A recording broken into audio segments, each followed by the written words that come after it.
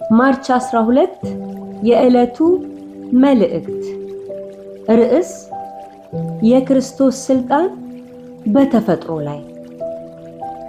ከዕለታቱም በአንዱ እርሱ ከደቀ መዛሙርቱ ጋር ወደ ታንኳ ገብቶ ወደ ባህር ማዶ እንሻገር አላቸው።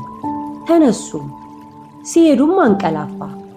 አውሎ ነፋስም በባህር ላይ ወረደ፣ ውሃውም ታንኳይቱን ይሞላ ነበርና ይጨነቁ ነበር። ቀርበውም አቤቱ አቤቱ ጠፋን እያሉ አስነሱት። እርሱም ነቅቶ ነፋሱንና የውሃውን ማዕበል ገሰጻቸው፣ ተዉም፣ ጸጥታም ሆነ። እርሱም እምነታችሁ የት ነው አላቸው።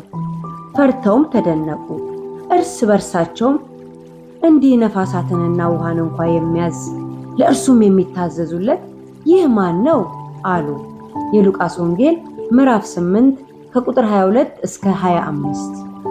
ወንጌል ጸሐፊው ሉቃስ የጌታ ደቀ መዛሙርት በባህር ላይ ሲጓዙ የተነሳባቸውን አውሎ ነፋስና ማዕበል አብሯቸው ያለው ኢየሱስ እንደገሰጸውና እነርሱም በተፈጥሮ ላይ ያለውን ስልጣን እንደተገነዘቡ ይጽፍልናል። የኢየሱስ በተፈጥሮ ላይ ያለውን ስልጣኑን ቢያንስ በሶስት መንገድ እንመልከት። አንደኛ፣ ፍጥረትን የፈጠረ እርሱ ነው። እርሱም የማይታይ አምላክ ምሳሌ ነው።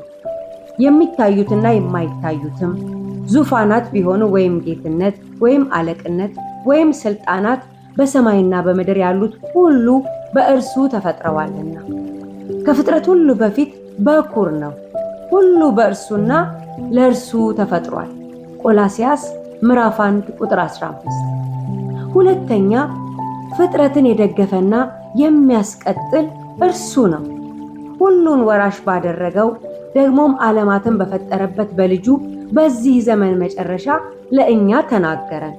እርሱም የክብሩ መንጸባረቅና የባህሪው ምሳሌ ሆኖ ሁሉም በስልጣኑ ቃል እየደገፈ ዕብራውያን ምዕራፍ 1 ቁጥር 2። ሶስተኛ፣ ፍጥረትን የሚያዝ እርሱ ነው። እንዲህ ነፋሳትንና ውሃን እንኳ የሚያዝ ለእርሱም የሚታዘዙለት ይህ ማን ነው አሉ። የሉቃስ ወንጌል ምዕራፍ 8 ቁጥር 25።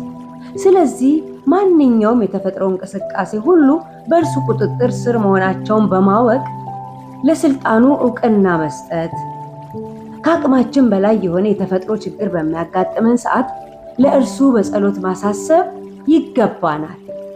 ይገለጣል የክርስቶስ ስልጣን በተፈጥሮ ላይ።